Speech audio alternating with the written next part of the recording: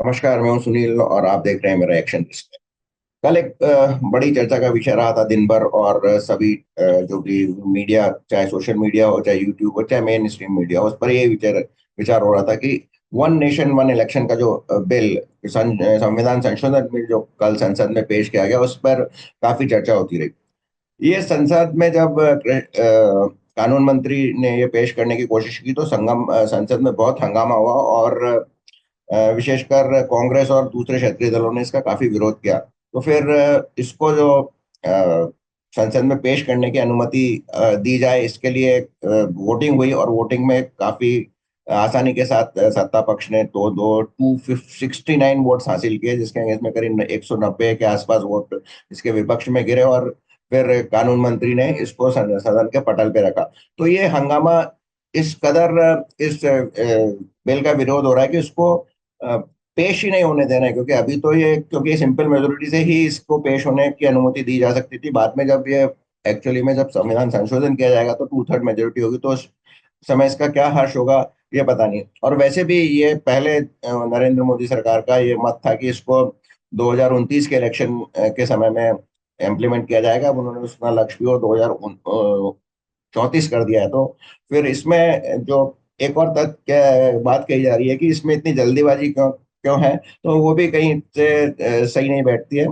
Basically देखा जाए तो अब विपक्षी दलों का एक ही मुहिम है कि जो भी सरकार लाए उसका विरोध करना, चाहे उसके पीछे कोई तथ्य हो, लॉजिक हो, या फिर उचित कारण हो, ऐसा नहीं है।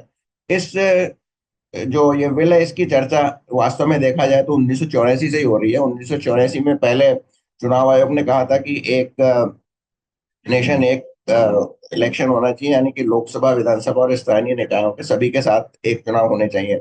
उसके बाद में कैबिनेट कमेटी की इसकी मीटिंग हुई, फिर चुनाव आयोग ने भी इसके सिफारिश की, उसके बाद लॉ कमीशन के हुआ, और अंत में पिछले साल में इसकी जो रामनाथ कोविंद, भूतपूर्व राष्ट्रपति रामनाथ कोविंद के अध्यक्षता में एक समिति बनाई गई थी, उसने भी इसकी सिफारिश की। तो लेकिन ये माना नहीं जा रहा है कि इससे एक सबसे बड़ा विचार कहा जा रहा है कि ये जो संघीय ढांचा है भारत का, उसको, फेडरल मैकेनिज्म जो है उसको, स्ट्रक्चर को ये हानि पहुंचाएगा, और इसमें जो केंद्रीय पार्टी होगी, जो राष्ट्रीय पार्टी होगी, उसको फायदा होगा, और वो किसी तरह से एक साथ चुनाव करवाकर दोनों जगह, राज्यों में और केंद्र में, अपनी सत्ता लगा देगी। कांग्रेस को मुझे समझ में नहीं आ रहा है क्यों इसका विरोध कर रही है, क्योंकि कांग्रेस तो क्षेत्रीय पार्टी नहीं है, या फिर कांग्रेस ही समझती है कि उसका अब स्टेटस केवल एक क्षेत्रीय पार्टी का ही रह गया और वो कुछ स्टेट्स में ही सिमट के रह गई है। खैर, तो इससे पहले मैं आपको बता दूं कि किस तरह से संघीय ढांचा नहीं है, क्योंकि पहले जो 4 चुनाव हुए थे, 1952, 1957, 1962 और 1967, इसमें दोनों विधानसभाओं, लोकसभाओं के साथ साथ में चुनाव हुए थे। इसमें केवल एक ही एक्सेप्शन था कि 1957 में जो केंद्र में नेहरू सरकार थी, उसने केरल में कम्युनिस्टों की नंबूद्रिपाद सरकार को डिसमिस कर दिया था, और उसके कारण 1959 में, 1959 में अलग से विधानसभा के चुनाव हुए थे, और ये एक एक्सेप्शन है। उसके बाद 1967 तक विधानसभा और राज्यसभा, लोकसभा के एक साथ चुनाव होते रहे।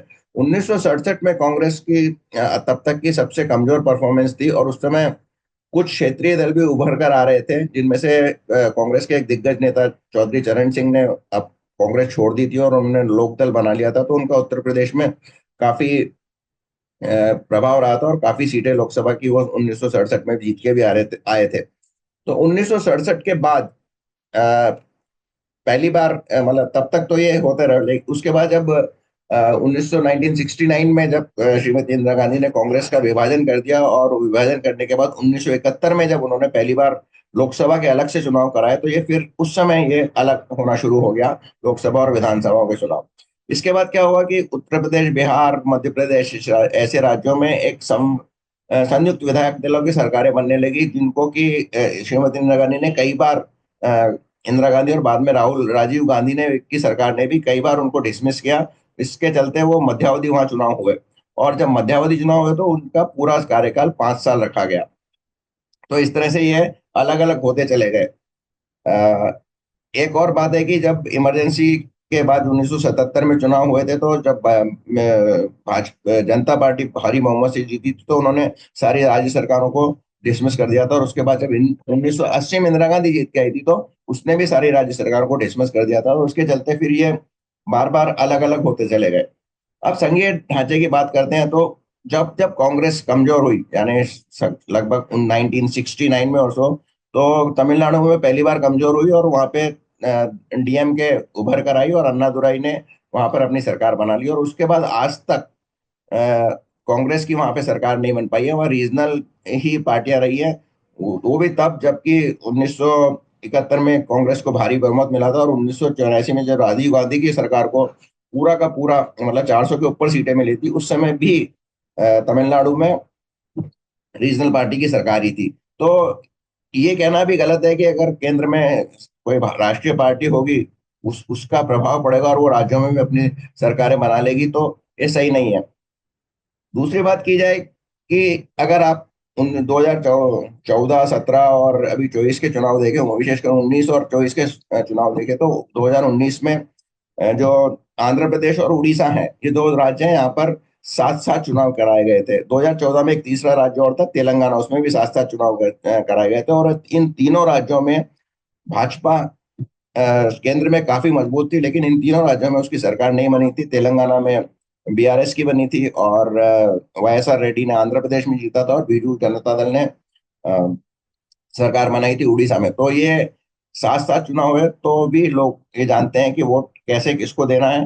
वो तो राष्ट्रीय मुद्दे पे भले ही ये चुनाव लड़े गए हो, लेकिन जो विधानसभा और इन पर्टिकुलर क्षेत्र जो राज्य थे, इनमें विपक्ष की ही या ये है कि गैर भाजपा दलों की सरकारें बनी। इसके विपरीत अगर आप 2024 की बात करेंगे, तो यहाँ पर भी, यहाँ तेलंगाना ने एक्चुअली पहले सर हो गए थे चुनाव। आंध्र प्रदेश और उड़ीसा में साथ साथ चुनाव हुए थे, लेकिन इसमें भाजपा केंद्र में कमजोर हुई थी। लेकिन इन दोनों राज्यों में उसकी लोकसभा और विधानसभा दोनों में एनडीए या भाजपा की परफॉर्मेंस अच्छी रही थी। उड़ीसा में पहली बार भाजपा ने सरकार बनाई, और आंध्र प्रदेश में एनडीए की सरकार बनी, जिसमें कि पवन कल्याण के सपोर्ट का साथ था उनको, और मेनली तो टीडीपी ने सरकार बनाई थी। तो ये कहना गलत है कि अगर चुनाव एक साथ होंगे तो इससे केंद्रीय सरकार, केंद्रीय पार्टी जो है, जो नेशनलाइज पार्टी है, उसको फायदा होगा। और अगर ऐसा मानती भी है कांग्रेस, तो उसको तो फायदा ही होना है, तो उसे कम से कम अपने को नेशनल पार्टी तो मानना चाहिए। इसके चुनाव मेरे हिसाब से तो कोई इसका कोई नुकसान है नहीं, और ये एक बेकार की बात है जो विपक्षी दल उठा रहे हैं। पर फिर भी क्योंकि उनको नरेंद्र मोदी का इतना डर है और बीजेपी का इतना डर है, तो वो कुछ ना कुछ तो इसके बारे में बात कहेंगे। और दूसरा, मतलब opposition for the sake of opposition वो कर रहे हैं। इसके फायदे कई हैं। इसका सबसे बड़ा फायदा मैं गिनाऊं तो इसमें चुनाव में जो खर्चे होने वाले हैं, वो काफी कम हो जाएंगे, क्योंकि दो बार चुनाव होते हैं, दो बार उसकी पूरी व्यवस्थाएं करनी पड़ती है, लोगों को ले जाना पड़ता है, वोटों को मशीनों को लाना पड़ता है, चुनाव जो मतदान केंद्र होते हैं वहां पे व्यवस्थाएं करनी पड़ती है। तो इन सब का जो खर्चा है ये बच जाएगा। दूसरा जो फायदा होगा इसमें, एक और बात है कि अगर मान लो आंध्र प्रदेश में चुनाव हो रहे हैं, तो ये चुनाव आयोग करता है कि वो आंध्र प्रदेश नहीं, दूसरे राज्यों से भी जो उनको उपयुक्त लगते हैं ऑफिसर्स, उनको बुलाता है। तो चुनाव भले आंध्र प्रदेश में हो रहा हो, तो भी गुजरात या उसका दूसरे मध्य प्रदेश ऐसा कोई राज्य है, वहां से अफसर बुलाएगा, तो उनके गवर्नेंस पे भी फर्क पड़ता है। और तीसरा जो है कि जब चुनाव होते हैं, तो यूनिक वो कोड सी वो कोड लग जाता है, मॉडल कोड ऑफ कंडक्ट लग जाता है, और उसमें काफी सारे केंद्र सरकार भी पॉलिसी डिसीजन नहीं ले सकती है। तो वो 1-1.5 महीने तक एकदम पॉलिसी पैरालिसिस होता है, और विकास के कई कार्य रुक जाते हैं। तीसरा बात है, जो मैंने आपको बताया, दूसरा कि सरकार के खर्चे बचेंगे। और चुनाव में कई स्कूली बच्चों की एजुकेशन की भी, वो जो पढ़ाई है उसका भी नुकसान होता है, क्योंकि जो ज्यादातर जो कर्मचारी होते हैं वो स्कूल के टीचर होते हैं। अभी लास्ट में नहीं, मैंने देखा था कि मुंबई में मेरी जो ग्रैंड डॉटर पढ़ती है, उसको 3 दिन की छुट्टी कर दी गई थी स्कूल की। तो ये उसके नुकसान है। जो फायदे होने वाले हैं ये सब है, नुकसान तो मेरे को कुछ भी नहीं होने वाला है।